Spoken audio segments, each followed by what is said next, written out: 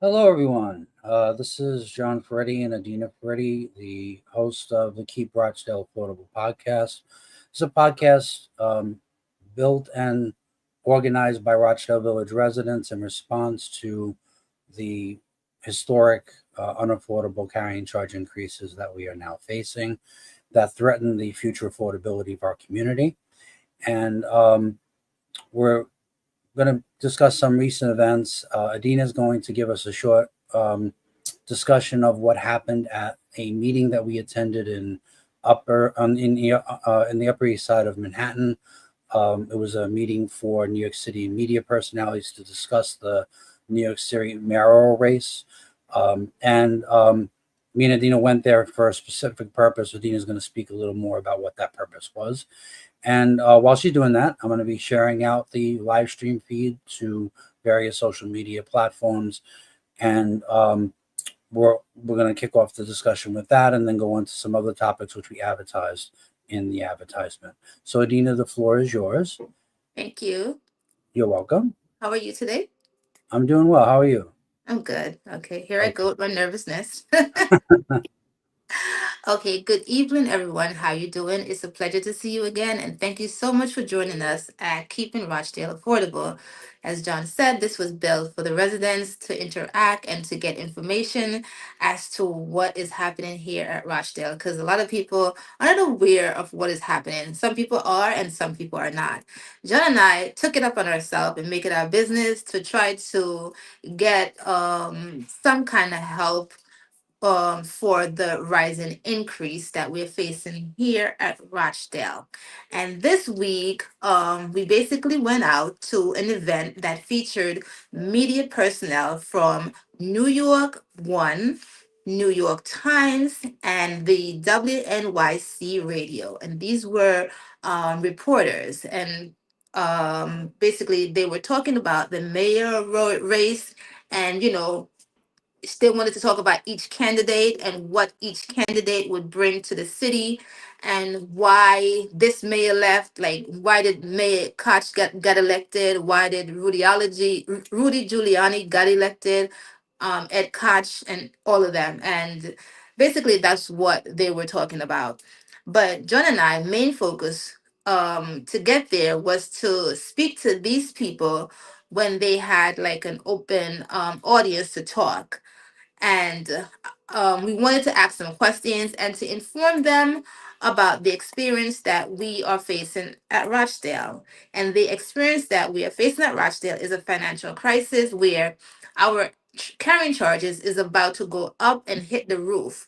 And most people will not be able to pay it. So we wanted to speak to them um, and have the audience there, and by having an audience there and we talking to the media, they can't run away. They're going to have to answer the question, and this would put pressure on them to answer us. And basically they answer us, we explain to them and they answer us in the best to their ability. um the audience, okay, so these people experience that I noticed for myself is not the same experience that we have here at Rochdale. These people were not working class people. They basically, the event was kept in Upper East Side. Um, the audience were not, they were upper class people. They were not working class people. Media personnel was not um working class either. So their experience that they have in the world is not the same experience that we have at Rochdale. Also, it was a good thing that we went because we're able to tell them about the experience that we're having at Rochdale. And it's a financial problem that we're having here. They did know about Rochdale, the media personnels. New York One, he definitely knew about Mitchellama, he knew about Rochdale. The New York Times, she knew about Rochdale, she knew about Mitchellama, and they all were very interested into talking to us. They gave us they had something to say. They gave us their cards. We gave them back information. They also said, look, they're going to pass this on to the people that do, because these are like head people. So they said that there is a person in each department that does affordability for the housing, because they know that the housing is a crisis all across New York.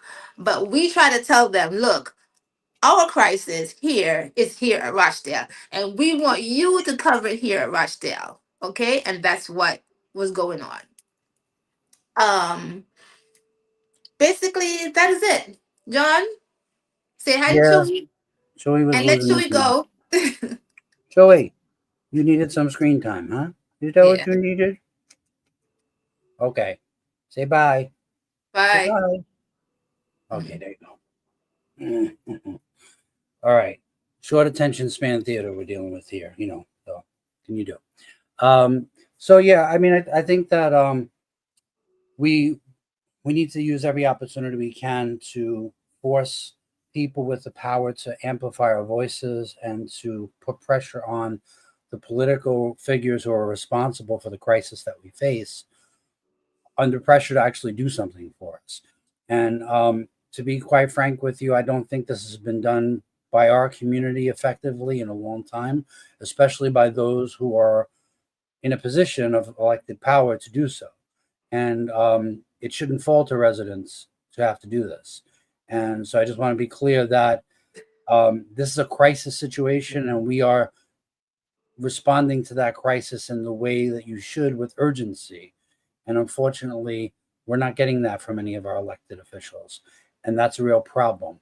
And it's a problem not only because it's not effective, but also because it demoralizes the residents to feel like nothing's going to change and that nobody's listening to us. And we have to fight against that demoralization at every step, because just like other people who attack us, like Trump, want us to give up and want us to feel like we have no power. Um, there's a certain logic that develops, a certain momentum that develops around demoralization and cynicism and people giving up, and we have to fight hard against that, especially when we're most under attack. So speaking of people who gaslight us and beat us in the head and tell half truths and outright lies, we have to talk about um, the newsletter that was sent out by the management company. So I'm just going to share my screen so people know what we're talking about.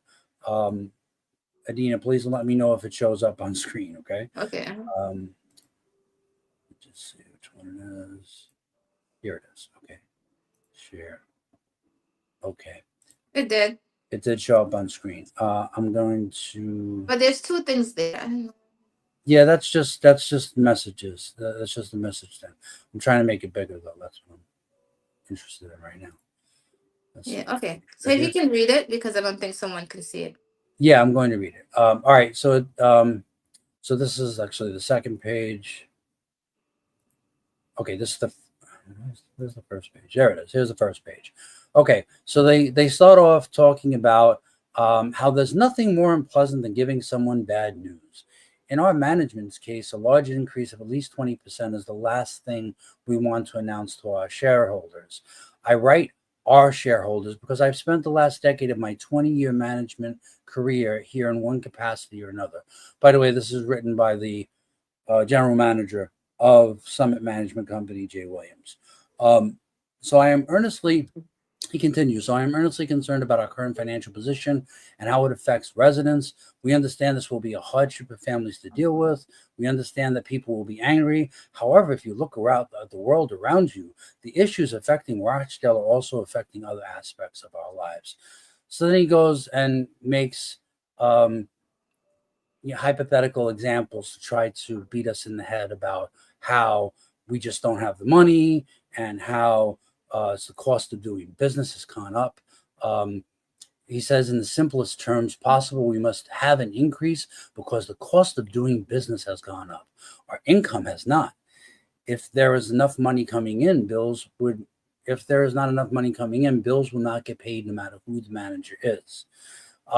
So in any case, what he doesn't tell you is that the cost of living increase in New York City is 4.2%, and that no affordable housing community in New York City or New York State no rent controlled unit in New York City or New York State or anywhere else for that matter is going up 22% a year, is going up 44% over 2 years.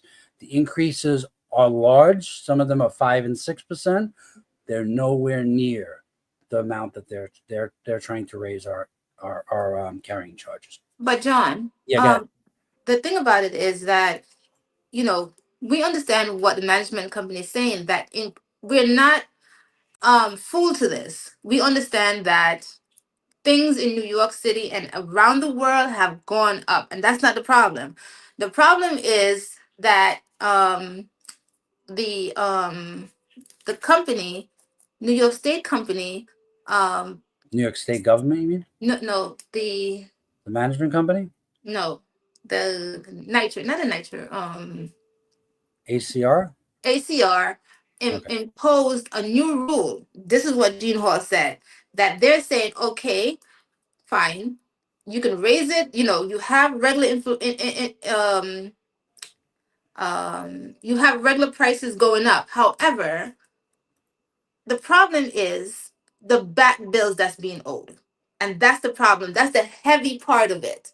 The loan, the water bill that hasn't been paid, the all the fees and stuff like that. That is what's causing this increase. That's what we're having a problem with. That's the cancer part of it that we're having a problem with. So he's just busy focusing on, oh, things are going up. And we all understandable. It's understandable that that's happening. But what he's not saying is, HCR did a new implementation that says, look, what about all these bills that you have here sitting here that's not paid? How are you going to pay them? Right. And that's the issue that's happening. And instead of coming out and said, my God, this is the problem that we're having, they want to blame it on inflation. And that's not what it is. The Yeah. 4.2, yeah. If it was just regular That's inflation that's going up, 4.2 would probably have been our carrying charge increase. But right. because they didn't pay the water bill, because they probably had many lawsuits, because so many, I don't want to say, but so many other things that's going on, the carrying charges is 22, 44, and all these crazy numbers that's going on, and that's what the Yeah. problem is. And also, I just want to be clear that the big thing, the big um, elephant in the room is the debt. And the Yeah, the debt debt. has been the debt for decades. For Yeah. decades. It goes back, the first loan goes back to 1985 that I'm aware of. There's been 5 separate refinancings of that toxic predatory debt. I don't care what Jay Williams says. When you are charging $86.5 million over the first 10 years of a 35-year mortgage refinancing loan, that is predatory. And they are targeting Rochdale for a specific reason. They want to privatize it. They want to push it into being gentrified. They want it to be, market rate. And that's what's so offensive about not just Jay Williams, but even our board of directors talking about comparing us to market rate apartments, comparing us to what other people pay. The whole point of this institution is it is a gain of the civil rights movement. It is a gain of struggles that fought to enforce our will, to enforce this community's will upon those who said they weren't going to fight for affordability. They weren't going to fight for integration. They were going to do whatever they wanted and let the market decide. So the whole idea that this comes from out of nowhere, it's like a natural disaster that nobody could have predicted, and like who could have known the prices were going to go up this much? The price with the debt has nothing to do with the cost of increase, cost of living increase. It has to do with them continuously digging our graves with toxic debt that has high rates of interest that eventually has to be paid. And just going back to his, But John, no one is talking about that. They're not talking about that part of it. And it's the thing about it that I always say, it's not what people tell you, it's what they're not telling you. You understand? And then you have to figure it out for yourself. And when you bring it up, everybody gets upset about it. And they want to say it's lies and it's lies. But what part of it is a lie? The part that you're not telling us, that's the part that's lying. You know, and if they would just tell people like, this is the debt that's the problem. The problem is the debt that we're in, not because of inflation. And even more so than just telling us it's the debt, the question is, what do they plan to do about the debt? It just seems to me both the board of directors and the management company are just kicking the can down the road, and eventually there'll be more and more increases because their own term sheet for the plan that they chose, which was the lowest increase, 22.3%, and then 4.5% in 2026, will not deal with getting us out of debt. It will not even pay off all the vendors. It will make a start towards paying off the vendors. It'll make a start towards paying off the water bill, but it will not get us out of the crisis that we're in. And that means they're setting us up for even more attacks. And we can barely afford the 4 and 5% it's gone up over the last 2 years, or the 4.2% that it's gone up in the city as it is. Yeah, That already is a burden on working class people. And do you think that Rochdale Village residents haven't already paid that burden in every other way? You want to tell us about paying our bills? Give me a break. but the thing about it is, everyone is talking about the thing that I don't understand is how come you only come to the residents to do this and not to go to the state, or not finding other ways of doing it. And the only time that you have ever heard them say that, oh, they went outside for help, is when pressure is put on them. And they come up with these little rinky dinky things about, oh, we're gonna sell the energy, which you know you can't do. Sell energy, sell this, sell that, whatever. Things that they cannot do and they won't do. We had this conversation years ago and it didn't happen. So the only way, or the only thing they could say is, okay, come to the resident. And I don't have a problem with you coming to the resident for regular inflation, but the problem is the debt over the years that you have had. And what did you do with it? Number one, I keep asking. You had these convectors years ago that you said that you was gonna put in. What happened to those convectors? Those were millions of dollars. Then you put in new convectors that don't even work. That's another couple of $1 million. This is like waste money. And 31 then million. you had some kitchen cabinets. I don't know what happened to the kitchen cabinets. And then you have this and you have that nobody knows about. So you have all this money that you've used in waste and nobody's talking about them. Like, what happened? And now people, it's like having a credit card. Like, you get your credit card, you buy all these clothes, and then now you can't wear them. So then you got to give them to the Goodwill. You got to give them to the Goodwill, or you got to give them to the VA, or you have to give them away. Meanwhile, 10 years later, you're still paying for the credit card debt. And that's what's happening. 10 years later, the new people that just came here, they got to pay for something that they knew nothing about. And also, we had no role in deciding any of this. That's the key part. It's one thing if I charge up a credit card on my own. I know when I put stuff on a credit card that I'm putting stuff on a credit card and that there's going to be interest to pay. And I know there's only a certain amount. Anybody who has a half a brain cell knows they can't spend what they're not making, right? But they get to act like drunken sailors, spending our money, negotiating bad deals, and they don't even come to us and say, "Oh, by the way, what do you think of this deal? Is this a good deal?" These are people, and the management company is one thing. What about our board of directors? Why aren't they coming to them now? They're coming to the members and asking us what should we do when it's the Titanic and we're sinking. But they're And just being sarcastic. They don't want to hear what you want to do. they're I not think seriously they're just asking. sarcastic. I No, mean, they're not no. seriously asking the But the thing residents about it outside the is, car. like, why would you're doing it sarcastically? You're not doing it seriously. You're just putting it out there and it doesn't make sense whatsoever. Well, It's just a basically, sarcastic type thing. basically, what they're saying is, what would you have us do? We have to pay our bills. Well, yeah, I Yeah, didn't but see I what. don't want to pay the bill that you ran up. Right, exactly. But the other thing about this gaslighting is that they make it seem like we're the ones tearing the community apart. The residents are tearing the community apart. The residents are creating division.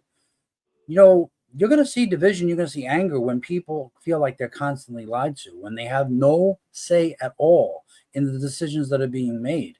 And even those who do have decision making power, when they elect representatives who say they're going to get rid of the management company, when they run for office saying they're going to hold them accountable, when they run for office saying that they're not going to get away with what they've been getting away with for decades, when they say they voted against the loan in the first place, Gene Hall, then why would you vote for an increase that rewards the same bastards who put us in this situation in the first place? Why do I have to tell you that there's $80 million in state aid passed in the last fiscal year budget? Why don't you know about this? Why aren't you constantly in communication with elected officials? Why do you have to have a special meeting with them? You should have them on speed dial. It shouldn't be a question that you're in constant contact with them, that you're making demands on them. But then you put out a petition, and what does the petition do? The petition is basically like a scene from Mo Money. You remember the guy who had the braces that said, "I need money"? That's what the effective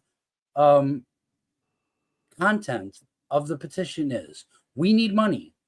We have all this debt, but But what are no they going to do demand. with this petition that these people are out here fighting so hard to get? I don't even hear nothing about the petition no more. You don't hear about it anymore. But apparently they had 1,800 or something at the last time I checked. That was earlier this month. But in any case, like, closed mouths don't get fed. We need people to advocate for us. We need residents' voices to be heard. That's why we were reaching out to elected officials and have been doing so for months. And that was beginning to bear fruit in that Jumaane Williams' office was openly talking about private meetings online with residents so they could get their arms around what exactly is going on here, what the residents' demands were, what their needs were, what the needs of the community were.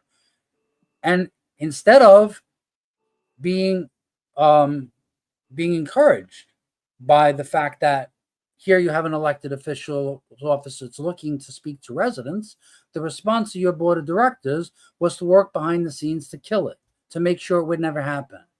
And you can see I come with receipts.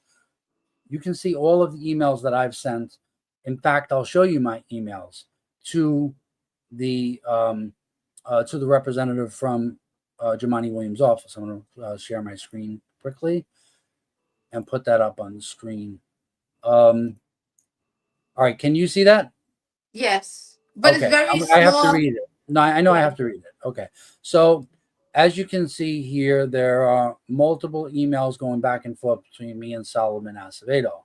Solomon Acevedo, who, by the way, was present for the meeting with elected officials that the board of directors organized months ago. It was on a Friday morning. There were 3 representatives of the board of directors present. There were also representatives from Jumaane Williams' office, representatives from Adrian Adams' office, etc. And as a result of that meeting, they gave them a big binder full of financial documents. And when I spoke to Solomon Acevedo, he said they didn't even know what the ask was. Like, what exactly do you want us to do? What are the demands? And so that's why he was reaching out to me, because I had reached out to him long before that meeting, and residents had been emailing him long before that meeting. So as you can see, at a certain point around April 16th, about 11 days ago, he stops returning voice messages. I left 4 separate voice messages that have not been returned, trying to follow up on a Google Meet conversation on Tuesday, April 3rd about the financial crisis at Rochdale Village, Mitchell-Lama. When we last talked, you proposed an online meeting between 10 to 12 Rochdale Village residents and the public advocate as a potential next step. You told me you would get back to me after speaking to your office. Since then, there's been no response at all. So then he basically tells me it's a high volume time. He's working to arrange a conversation with you, the tenant, and the tenants you have organized. Can you please send me a list of names of the tenants you have gathered so that we can send a formal invite and request? Are you available to speak tomorrow afternoon at 4 p.m.? So I told him I would be speaking out to get the email addresses and confirm times when residents could be available. And then I asked him, are you available to meet today? Because I didn't get a call from him on that day. That was on April 17th.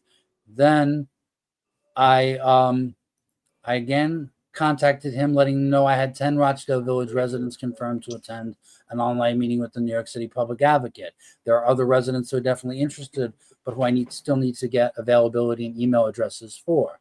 So then 5 more days go by, no contact from the public advocate's office. And I called him and I said, look, you're making residents more demoralized by not responding. It makes you look bad. It makes me look bad. What are we doing? If this is not the next step, then tell me what is. So then he emails me and says, "Good evening. A public meeting with elected officials and residents has been scheduled for May 20th, 2025 at 7 p.m. I believe this will be the best forum to voice your concerns. I look forward to seeing you there. At this point, it would be best and most deeply appreciated to direct individuals with concerns to contact me directly via email, detailing their specific concerns. Thank you again for your patience during this high volume time." So, what does all this mean? It means that in the intervening time, when I'm talking to him and reaching out to him, a process that goes back to February, the board of directors is also contacting him and making demands. See, they have demands for themselves, but never for us. The demand, sorry, my dog is barking. The demands that they have was to kill this meeting, was to make sure that a private meeting, and of independent residents speaking with a public official would never happen. Because what they want is a stage managed event that they control, that they decide who speaks, how long they speak, and that they get to sit up at the front of the room and push out the agenda and tell people what's going to happen. They don't want independent residents' voices being heard. And that's why they did what they did. That doesn't mean that we shouldn't attend this meeting. We definitely should, and we should show up in as many numbers as possible, and we should demand the right for our residents to speak as long as they want to these elected officials. We should also demand that no management representative better show up to this meeting. This is not a meeting for the management company. They've done quite enough. They've spoken to elected officials on their own quite enough. They need not to be there. And we also need to start placing demands on the person singularly most responsible for the crisis that we face at Rochdale Village. And that is New York State Governor Kathy Hochul. She is the person who has the ability to determine what money goes to Rochdale and what doesn't. She also has the ability to pass the $850 million that's currently proposed in this year's fiscal budget. But what does Kathy Hochul spend her time doing? Holding up the entire state budget process, holding it hostage, holding up money for communities all over the city and state. And why? Because she wants to push a mask ban. She wants to make it illegal in New York State to wear a mask, something that discriminates against people with disabilities, people who are vulnerable to COVID, all to show she's tough on crime. But we need to start changing that dynamic. And one of the ways we can start changing that dynamic is to follow the advice of some of your fellow residents who are telling you to continue to contact elected officials. We need to call Governor Hochul's office. Later in the podcast, I'll give you her direct office number in Albany and the website where you can go and send a direct message to the governor. We need to demand she must show up to this meeting. The meeting will be the most productive if decision makers are in the room.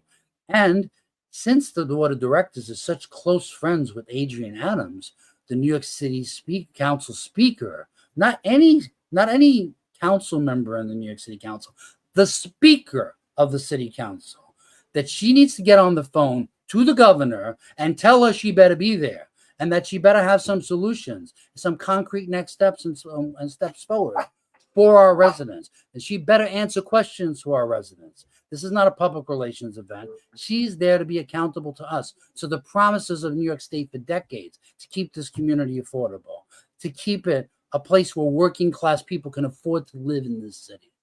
Adena, I know that I took up a lot of time, so I want to give you a chance. No, I was listening to you.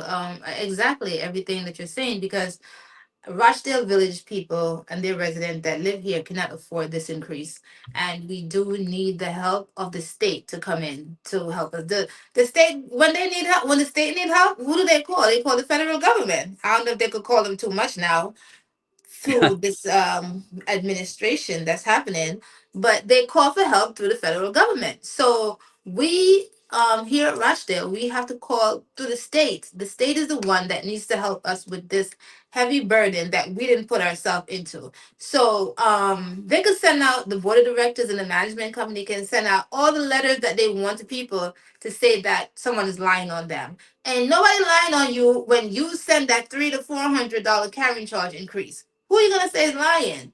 because and the reason why we have this great increase is because of the bills that were not paid. Okay, it's because of the debt. The debt is the problem. The debt is the main issue while we're having this. And then on top of that, we the residents were not, absolutely not, um we were not responsible for this debt that's happened. John Sorry, Puppy. my dog is losing his mind. Sorry about that. Yeah. Chewy, So Chewy needs attention. yeah. So basically, we, the residents here, the old residents, the new one that's coming, because I hear the new ones are saying, well, I don't know what's going on. It wasn't my fault that we having a debt problem. So everybody now is have to pay for this debt that has been incurred, from management to management, from board of director to board of director. And the thing about it, no one wants to take accountability. Everybody just want to say, "Oh, it's a lie." Everybody's saying. No one wants to stand up and say, "Okay, you know what? This is wrong. This Yeah, is what's happening." speaking of that, let's not silence the Summit Management Company and their propaganda. Let me just put back up on the screen the statement, right, where he goes into um, claims of mismanagement address. As stated above, I understand the anger and frustration of having to deal with a high increase. Do you? Do you really? How much money does Jay Williams make on an annual basis? How much does any of the people who work for the Summit Management Company make off our backs? It makes it a little bit easy to pay your bills when you have six-figure income, don't you think? Then he says, the easiest way to diffuse anger is to find a scapegoat. I realize that management, and more specifically, the manager, is the easiest target.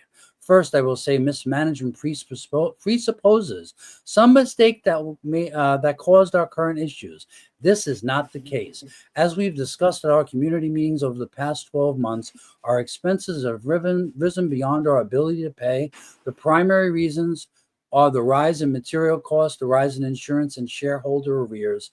These major cost increases were beyond our control, but we acknowledge we could have communicated the water bill issue as it developed. We're committed to improving this communication moving forward. So you notice he don't mention the debt at all. Um, doesn't mention the debt at all. It's the single largest line item in the entire budget, and it goes on for 35 years and has been renegotiated 5 separate times, increasing the debt over and over and over again. Then he talks about the water bill. Um, he says we don't need an increase because of an unpaid water bill. We need an increase because we do not have enough income to cover our other expenses, including the water bill. All monies that come in go towards the payment of bills. It gets difficult when there's not enough money coming in to cover the bills. The choice to leave the water bill unpaid was a last resort. If we had any other alternative, we would have taken it. And above all, the goal was to ensure that we did not default on our mortgage or lose vital services to the community. Um, then he says that prior to COVID, they collected 99% of carrying charges. Now we collect 97%. So a difference of 2% in the carrying charges just completely bankrupted them. That's what they want you to believe. It has nothing to do with the $700,000 a month that's going to pay Wells Fargo entirely in interest payments from 2019 to 2029. All interest, $700,000 a month, $86.5 million. But that had nothing to do with the problem of cash flow. So in any case, he goes on about the legal cases at Rochdale and how there's 395 active cases, which of course, when you go to the New York State Court website, there is no record of 395 active cases. There's a record. The last time I checked, it was 91, but I hear it's down in the 80s now. So don't believe your lying guys. Just believe the lies they tell you, right? So then they go on and they talk about, they come up with an acronym to attack the residents. Beware fear. FEAR. False evidence appearing real. I've seen social media posts and YouTube videos filled with misinformation about our current state here at Rochdale. No matter how well articulated, a lie is a lie and a truth is a truth. Let me ask you a question. What would any representative of our management company know about the truth? Ask yourself that question. Um, I find it personally upsetting that someone will go out of their way to use a financial emergency to slander others for their own agenda. What's our agenda, Jay? What is our agenda? Can you point to a single dime we've made off of any of our activism? Can you point to anything that we've said that is untrue? You put out this double-sided leaflet. Can't come up with not one thing that we said that was untrue. And Uh, more money being spent on a leaflet yeah, and all this money. That's our money, by the way, being spent on this leaflet, right? and Because copy machine. I'm sure it's not coming out of Jay Williams' salary or any of the other representatives of the management company to print out these lies. So he says, as I stated earlier, I've been connected to Rochdale for the past 10 years as an employee and a former resident. I work with others in management, maintenance, grounds, public safety, but he's pulling everybody in to be part of this with him. The power plant with people that have been here longer than me for the most part who really care and work hard at their jobs. You know what? I will stipulate that people at the power plant, people in public safety, people who do maintenance, people who do the grounds, people who actually work for a living, Jay. Yeah, I would stipulate they work hard at their jobs. The question is, what are you working hard at your job to do? Bury us, dig our grave, kick dirt on us, put an RIP on Rochdale and make it unaffordable? Because that's what it looks like. So then he says below there's we will always push for success of Rochdale below a few untruths I've seen and heard and like to correct. This is the same management company that's been here for decades. False. I purchased the company in 2022 and changed the name. Oh, so you changed the name, Jay. But you've been working for that company for over a decade. And you were involved in the decision making that got us in the Wells Fargo loan, the refinancing of the Wells Fargo loan in 2019. At least that much he was involved in. So what do you mean it's a different management company? If it's the same people making the decisions. Wells Fargo is a predatory loan. False. The Wells Fargo loan is at a 4.4% interest rate. That is not predatory. Furthermore, predatory presupposes there are some harmful hidden terms. There are no harmful hidden terms. Okay, so harmful hidden terms. Is it harmful to Rochdale? Let me ask you this. Is it harmful to Rochdale Village to pay $86.5 million over the first 10 years of a 35-year mortgage loan entirely in interest payments? Is that Wait, is it harmful? harmful? Is it harmful for Rochdale Village to have a $300 increase? Is it Yeah, harmful for the carrying charge to be 44%? Is it that's harmful to us? It is harmful to us. I don't know. Sometimes people are disconnected. So they don't. If you're making a six-figure income, then that's okay. But if you're just making $35,000 a year or whatever you're making and you're struggling, or even if you're making 60,000, which is the medium salary in New York, and you're making that money, it's still a problem because you have a family to take care of. And remember, everyone have oh no, there was a comment. You're getting comments now. yeah. Well, so Yeah. everyone works. That's on YouTube. Yeah, so sorry. So you want to understand? So it is harmful. So your harmfulness, your experience with harmfulness, and my experience with harmfulness is different things. So we're talking about when they put out a paper and they're saying all is lies, and we saying it's not lie. That's because we have two different experiences going on here. Well, I it's would say. also we have receipts. What do you have? If if Jay, if you want to prove that there's no corruption going on here and that there's no predatory loans and there's no kickbacks of any kind going on here, then you can turn over your books and you could put them on the Rochdale Village website where only Rochdale Village residents have an ability to log in and get that information. Why don't you show us all the loan agreements so we can see for ourselves? Don't you think residents are smart enough to know how to read, Jay? Is that what you're trying to say? You don't think we would understand? Well, let's find out. And if you won't let us find out, then we're going to find somebody in the state government that's going to do an audit, an independent audit, and find out where every last dime was spent. And if you can't explain, like you can't explain, where the bill of sale went for the property you sold on Baisley for $20 million, if you don't have the receipts, you're gonna have a problem, Mr. Williams, and not with me. You're gonna have a problem with people who are going to make you that person who used to be running the Rochdale Management Company. So be careful what you ask for. Click9 says Jay's just trying to save his ass. He should have never sent this letter out. Did he spend Rochdale Village money for these letters? Who did he pay to send them out? I'm sure he used employees here to send those letters out and print them out. We also have another comment here for Rita King. What happened to the sale of the land that was developed across Bedell? How much do we profit from that sale? I don't know how much we profited from it. I think the amount was $20 million, if I remember correctly. But there was a provision in the sale that the money that the property was supposed to revert to Rochdale Village ownership at a certain point. I need to get the board notes that lay out exactly what the process was for that. But if they don't even have a bill of sale, do you think they have any intention of enforcing the agreement? How can you enforce the agreement if you don't have the bill of sale? It's really like all of this incompetence does repeated harm to us.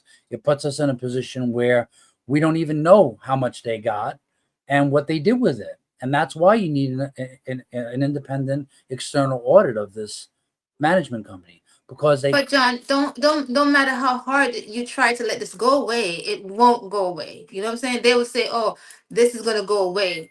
It's not gonna go away. Yeah, it's Florida King says, is there any way of knowing if that money was applied to outstanding bills? Well, I mean, unless we get an explanation of where that money was spent, we're never going to know that. And they refuse to tell us. And and for all of these people who ran for office on the board of directors who said they were going to provide transparency, and they pat themselves on the back constantly about how transparent they are and how they're holding the management company responsible. I really don't understand how an answer can't be provided by them for this information, for this situation, to let us know exactly where that money went and why they think it's an appropriate response for one of their board members to say, I should make an appointment to go down to their office and personally view the records. Kind of misses the forest for the trees here, doesn't it? It's kind of irrelevant. Sure, I could make an appointment to go and personally view these records. Will they let me take pictures of those records? Will they let me live stream those records to residents? And even if I did, are we really expecting 25,000 appointments of residents to go and see these documents? Why? These are our records. We are shareholders. We are shareholders. We're not renters. We are invested in the future survival of this institution, of the supposedly affordable housing community that was fought for by the civil rights movement. You're goddamn right. We want to see where every dime is gone. It's not about me personally or Adena personally demanding that we have to know. No, the residents have to know. Every single one of us who are being asked to put ourselves in hock to bail them out of the debt they agreed to. You're goddamn right. We want to see where every dime went to. I don't think that's too much to ask at all. I don't know any other shareholder of a corporation who the board of directors would tell you, no, we're not going to provide you the financial records of our corporation. Are you fucking kidding me? Hold on. There's some more comments I want to get to. Any word from Letitia James about auditing Rochdale Village? There's been hundreds of emails and even personal letters sent to Letitia James' office. I've heard nothing from her. If other residents have, please let us know. I'm sure she's been in contact with our board of directors, though. And hopefully she will be at this meeting on the 20th. Florida King also says we need professionals to understand $1 million statements. It's above our head. Well, that's why I call for an external audit by financial professionals. But also, this is another problem. We need to dispense with the idea that we couldn't understand this information. We can understand this information, but those who are on the board need to be trained to understand those things. In other words, I'm for anybody who wants to fight for the future of Rochdale being elected to the board of directors, but there has to be training. And in fact, the state provides training.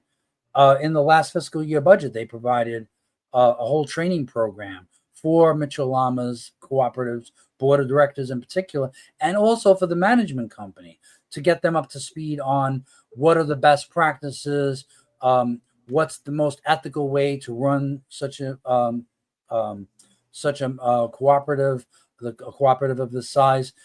We can't just assume that people are going to know just because they're elected. They need to be trained to do so, and they need to be held accountable for implementing that training.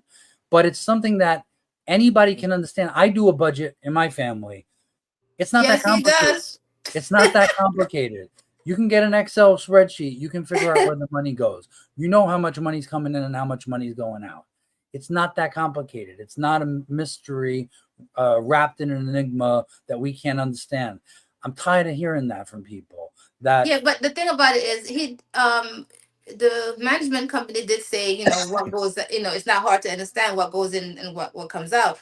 But if we have a credit card debt that's $100,000 in credit card, and it's weighing us down, and we did whatever we did with that money already, and we have nothing to show for the $100,000 credit card debt that we're paying, and we need to get rid of it, it's a problem because every year we're going to have to keep paying that. We have the money to pay it. Like, we have the money to pay our regular bills, but that $100,000 credit card bill is owing us down. So just like the management company here, the mortgage is, weighing weighing us down. down the Yeah, bills. That if it wasn't for that mortgage, then maybe we would be able to pay the bill and things wouldn't be so high. But yeah, the mortgage that keep being refinanced, if you didn't have to pay it, the mortgage that rush, and I understand what you're saying, that this is a big community, and things get broken and it always needs to be fixed, and that's not an issue because over the years it's always been fixed.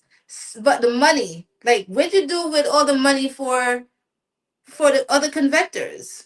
yeah. What did you do with the money for the the kitchen cabinets? Like, where did and things that we don't even know that they probably bought, and the money that was spent through all this refinancing. It's not just that they're fixing this and fixing this. They're wasting a whole bunch of money, And also and that's one the thing, problem.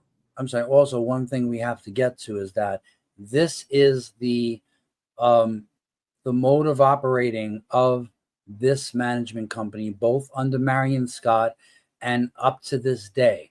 And they don't try to hide it. Like they are straight up and down blunt about the fact that the way they're going to pay for maintenance and upkeep of 60-year-old buildings, or at that time in 2019, it was 50 something year old building. They say, and I'll show you my screen so I can prove everything I say. Let me just, there it is, share screen. All right. So, okay. So this here is the general manager's monthly report from August 2019. And this is written by Marion Scott, who owned the company before Jay Williams bought it and changed the name of it. Jay Williams, mentioned in the monthly report, is lauded with compliments about how particularly proud he is in the growth of them in their roles, their knowledge, experience, professionalism, provides depth coverage and reciprocal support. They've dedicated themselves to the proposition that Rochdale will always be the jewel of Jamaica, and high expectations will be their personal mantra, which inspires them to be the very best they can be. Thank you, Herb, Jay, and Lance. So then he goes on and talks about how the way that the in all cases, whether it was new high efficiency boilers, parking lots, repaving and expansion of the parking lots, the building of the large mall, the refinancing allowed the rehabilitation of the shopping center, the large mall, the community center, yada yada yada. All of these things that they've done, 120 elevator controls, building facades, they said they did, which they didn't. So in any case, they said in all cases, we were able to leverage, quote, other people's money to get the necessary work done while keeping Rochdale affordable, a philosophy we continue to subscribe to today.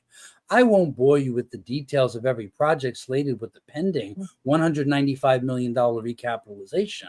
However, the replacement of convectors in every unit, repaving and reconfiguring the parking lots not previously done to add much needed parking, and the addition of security cameras site-wide supports my assertion that this management team is prepared to meet the current and future needs of Rochdale villagers.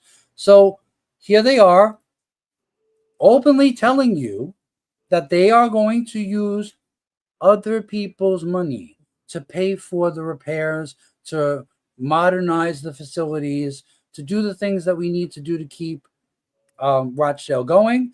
And they say they do so with an eye towards keeping Rochdale affordable. Let me ask you, how did that work? How does it work? How are we using other people's money when it's our money that's being asked to subsidize all of this and to pay off all of this debt? It must be nice to use other people's money to run up a credit card and pay for things that you have no idea how you're going to pay for it, when the go-to blood donor of choice is the residents. And yet they lie to us. They spit in our faces and tell us they're going to spend other people's money to solve these problems. And this was a great idea. But he's a scapegoat, right? He's a scapegoat. Is he a scapegoat or is he a villain? Is he responsible? Is he the one who made the asinine decision in the first place? Is he the one who refuses to be accountable? Don't give me this bullshit about, oh, you're a scapegoat when you dug our fucking grave. No, you're not going to get away with that. Sorry. Stop thinking we're stupid. Here's another comment that I wanted to get to. Click9 says she sent out 20 letters and hasn't heard a peep from Letitia James, the Attorney General. Then another comment. Ferretti King says, wasn't there mention somewhere of the already approved money set aside for Mitchell Lamas? How do we apply and who's responsible for that? Well, in response, the board of directors is responsible for applying. In fact, all along there was an application since April 20th of last year that we could have applied for to get part of the $80 million that was approved. Now, it's a loan program, but it's a very low interest loan program. The rate of interest on that loan was something like 0.25%. 0.25%. And we're currently paying over 44% on the $86 million, on the $195 million loan, $86.5 million. That's over 44%. Yet they didn't know anything about it. They didn't apply.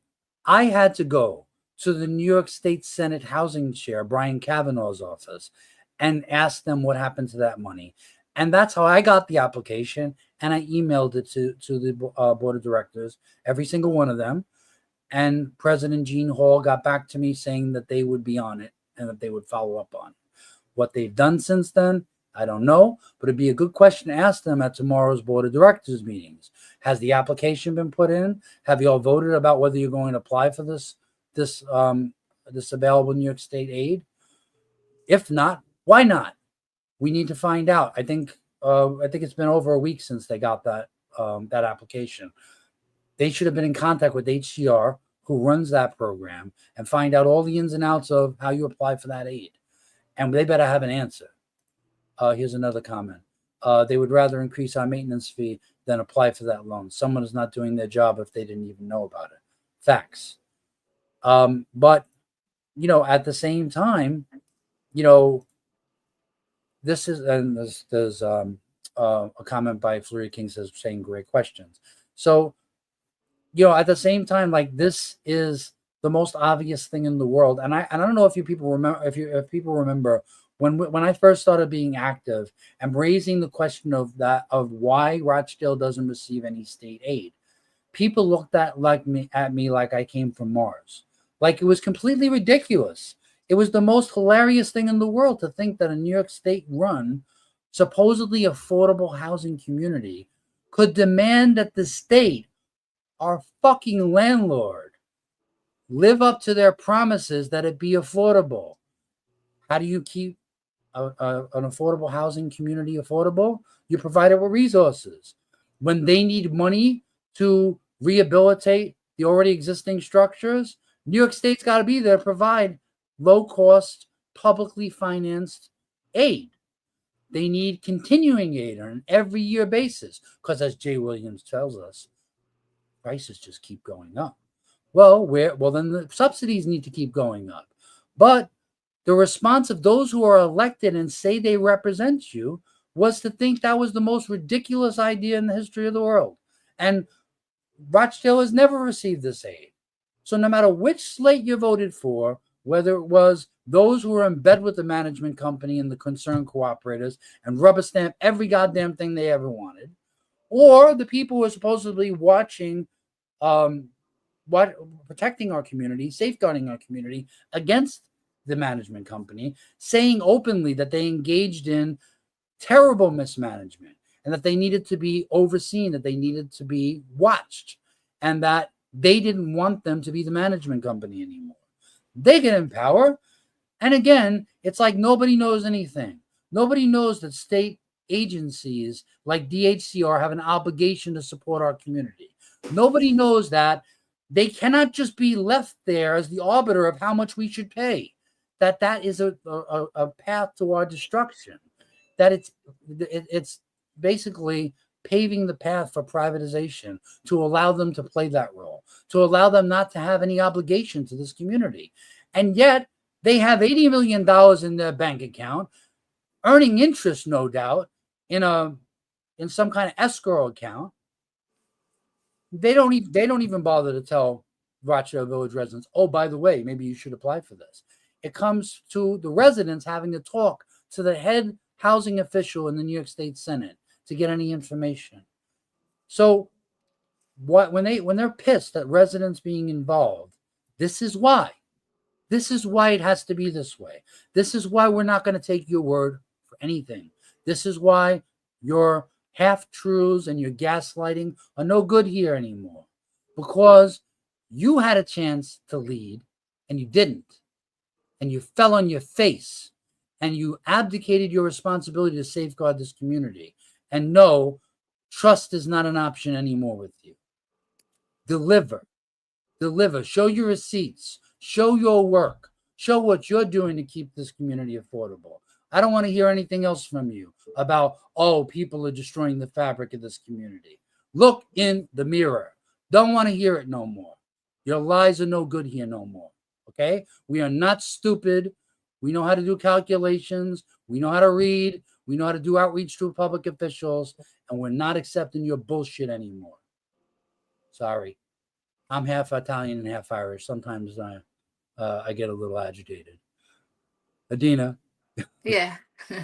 Okay, guys, we're about to say goodbye, and thank you so much Oh, for being one more here. thing before we go, but finish what you were going to say. One more thing we have to do before we go, and that's put Kathy Hochul on blast. Go ahead. Okay, definitely. And I guess tomorrow we have to be at the meeting to see what is happening, what new information they have for us. Hope everybody log on. They will only give three people 3 minutes to talk, and and then they'll go There'll to only sleep be for 5 or 15 minutes. 6 of them.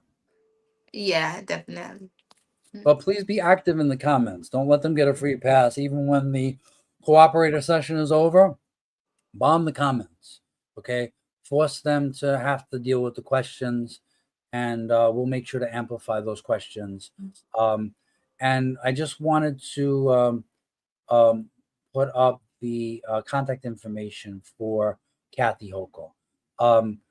The people who are responsible for our suffering and the attacks that we're facing, they cannot get a free pass. You are their constituents.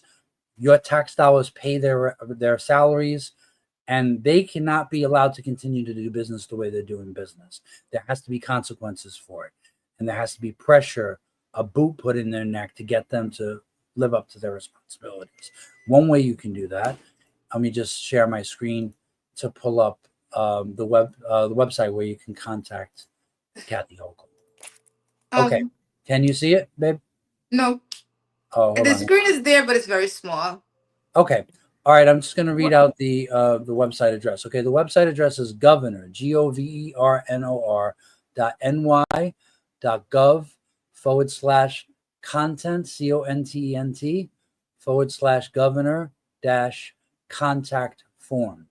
If you go to that website, you'll see this page here where you can write your message to Governor Hochul, and you can submit it here.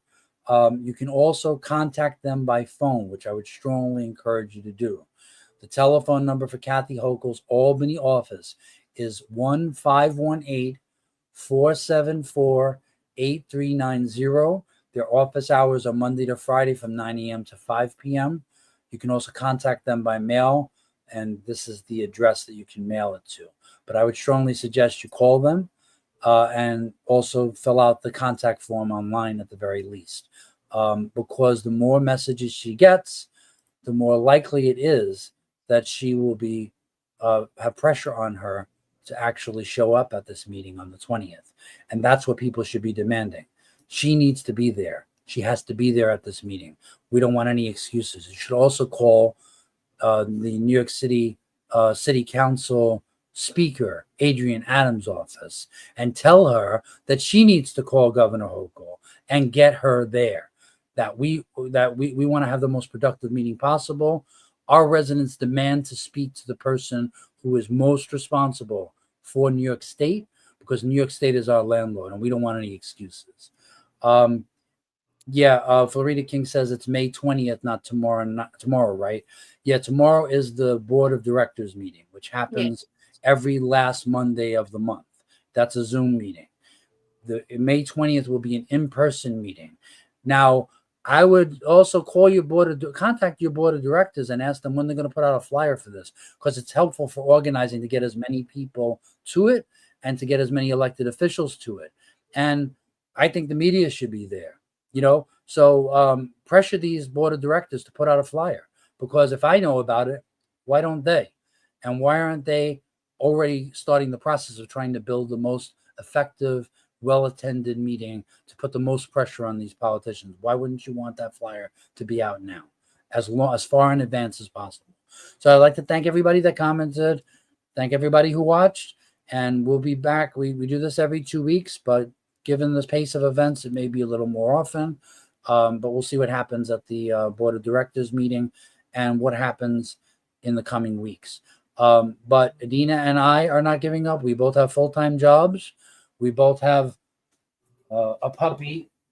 We both have a puppy who is a serious drain on our attention, but we make the time to do what little we can do to amplify the voices of our other residents, and we need other residents to step up and do the same. Say bye, Jewy. Bye. Say bye. Okay. All right, everybody, have a great day and rest of your weekend, and we'll see you real soon. Thank you so much for watching, and continue the comments because they never end. Joey, you have a fan. Click 9. Joey is so cute. We agree. And that's the only reason why he gets away with everything he gets away with. Right, Joey? He's licking my fingers now. My wife hates when he licks my fingers. I'm in trouble. Yes, you are. Bye. Okay, talk to you soon.